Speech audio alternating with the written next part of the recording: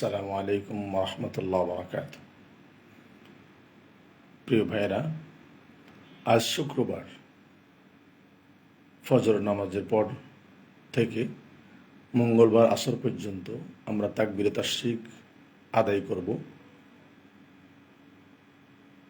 প্রত্যেক নামাজের পর একবার আদায় করা ওয়াজিব। তাকবীরে তাশরিক, আল্লাহু আকবার, আল্লাহু আকবার, লা ইলাহা ইল্লাল্লাহু আল্লাহু আকবার ওয়ালিল্লাহিল হামদ, আল্লাহু আকবার, আল্লাহু আকবার, লা ইলাহা ইল্লাল্লাহু আল্লাহু আকবার ওয়ালিল্লাহিল হামদ, আল্লাহু আকবার, আল্লাহু আকবার, লা ইলাহা ইল্লাল্লাহু আল্লাহু আকবার ওয়ালিল্লাহিল হামদ। 9 জিলহজ, আরাফা দিবস।